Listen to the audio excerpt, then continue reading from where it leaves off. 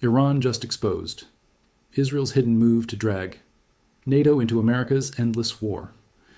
Okay, guys, before we get into anything else, I want you to sit with one sentence.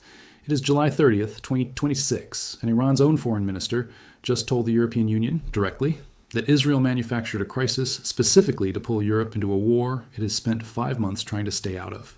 That is not a minor diplomatic complaint. That is an accusation that a war between two other countries was deliberately expanded to trap a third bloc of nations. And I want to walk you through exactly how that accusation came together, what the evidence actually shows, and why the response from NATO capitals over the next 2 weeks is going to tell you more about the future of this war than anything happening on the battlefield itself. Here's what happened. On the weekend of July 25th and 26th, Ukraine launched long-range drone strikes deep into the Caspian Sea, hitting vessels, it says, were carrying military cargo between Iran and Russia. One of the ships hit was Iranian. A sailor was killed. Iran called it a hostile and criminal act. Ukraine said it was defending itself against the supply chain that keeps Russian missiles flying into Ukrainian cities. On the surface, that's a two-country story.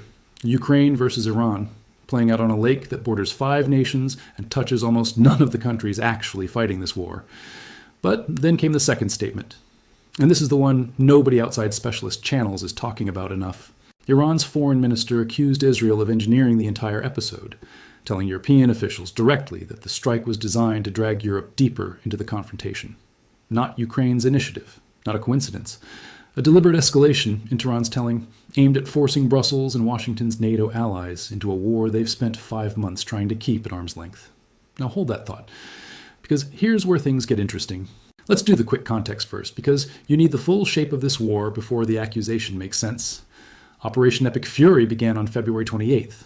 American and Israeli forces struck Iran's nuclear infrastructure, its missile production, and its senior leadership in the opening hours. Iran's supreme leader was killed in the first wave. The campaign was framed publicly as a 4 to 6 week operation. Officials called it a decisive success by early April, and a ceasefire followed in May. That's the version everyone remembers. Here's the part that gets left out. The ceasefire didn't end the war, it just changed its shape. Iran kept testing the edges of the agreement in the Strait of Hormuz, firing on commercial vessels through the early summer. The United States responded with further strikes. And now, 5 months after the original operation supposedly concluded, the conflict has metastasized into something with far more moving parts than the original nuclear strike campaign ever had. That's the timeline. Now, let's talk about the evidence for Iran's claim, because this is where you have to separate what's confirmed from what's alleged. What's confirmed? Ukraine hit Iranian-linked vessels in the Caspian. Ukraine's president said publicly that the targets included ships carrying military cargo tied to Iran, plus a warship, framing it as part of the broader campaign to choke off supplies reaching Russia. Iran's death toll from the strike, one sailor, is confirmed by Iranian officials. Iran's foreign minister called his Russian counterpart and the EU's top diplomat within a day, telling them the attack could not go unanswered. What's alleged, and this is the load-bearing part of the whole story, that Israel specifically instigated Ukraine to strike at this moment, in this location, for the specific purpose of forcing a NATO-adjacent country to escalate against Iran on Europe's own doorstep. Tehran hasn't produced a document, an intercepted communication, or a named Israeli official making this decision. What it has produced is a narrative that fits a pattern Iran has been describing for months, that its adversaries are trying to multiply the number of fronts it has to fight simultaneously, stretching a military and an economy that are already under enormous strain.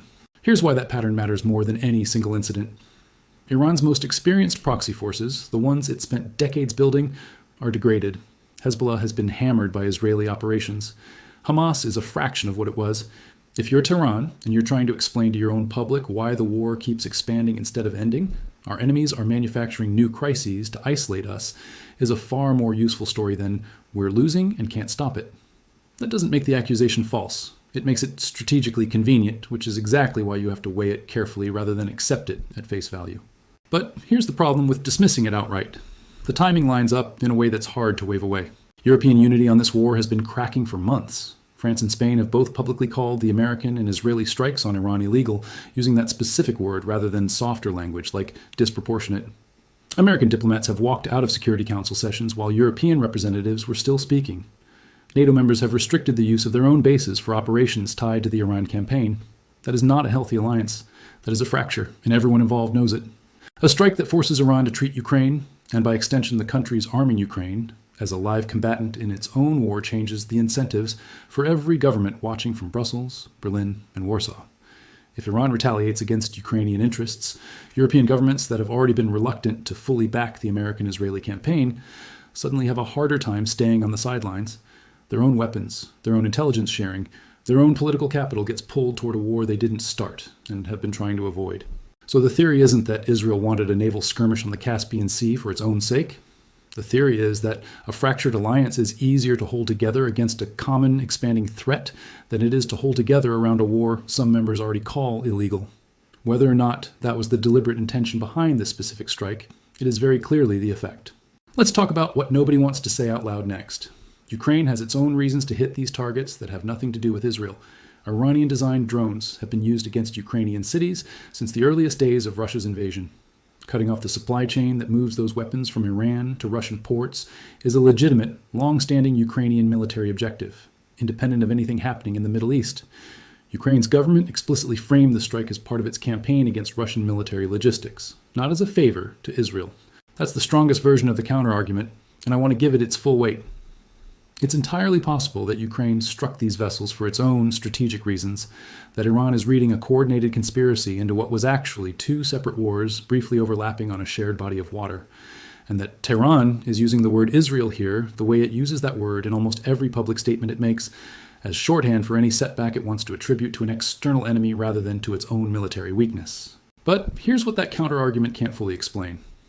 Iran's foreign minister didn't just condemn Ukraine. He took the extra step of raising Israel's alleged role directly with European officials, in the same conversations where he was warning about retaliation. That's not the language of a government that thinks this was a straightforward Ukrainian military operation. That's the language of a government trying to shape how Europe interprets what just happened, because how Europe interprets it determines whether this stays a two-country incident or becomes the spark that pulls NATO countries formally into direct conflict posture with Iran. Now let's talk about what happens next, because this is where the story actually matters to you, wherever you're watching from. Iran has promised a response to the Caspian strike. Watch the target. If Iran retaliates against Ukrainian interests directly, this war requires a European dimension it hasn't had before, and every government that has been trying to avoid choosing a side will suddenly find that choice made for them. If Iran instead directs its response toward Israel or toward American assets in the region, that tells you Tehran is treating the Caspian incident as a piece of the existing conflict, rather than the start of a new one, and that its foreign minister's comments to Europe were about managing perception rather than escalation. Watch the European response just as closely.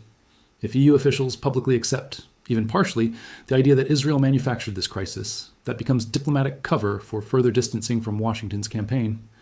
If they reject it and treat the Caspian strike as purely a Ukraine-Iran matter, that tells you Europe still isn't ready to formally fracture from the American-led effort, whatever private doubts individual governments are voicing. And watch the shipping numbers. The Caspian is a minor artery compared to Hormuz, but if Iran starts treating any vessel with a Ukrainian or European flag as a legitimate target anywhere in its waters, insurers will react immediately, and that reaction will ripple into energy markets well before any government issues an official statement about it. Here's the question I want to leave you with, because I don't think there's a clean answer to it yet. A 5-month-old war that was supposed to end with a ceasefire in May now has Iran, Ukraine, Israel, the United States, and a fracturing NATO alliance all reacting to a single incident on a body of water that borders none of the countries doing the fighting. Is that the sign of a regime desperately trying to spread the blame for its own weakening position? Or is it the sign that wars, once they start pulling in enough players, stop being controllable by any single government, including the ones that started them? I don't know the answer. But I think it's the right question to be asking, and I'd genuinely like to hear which way you'd argue it. Tell me what I'm missing. That's how this gets better. That's the video for today. Stay curious.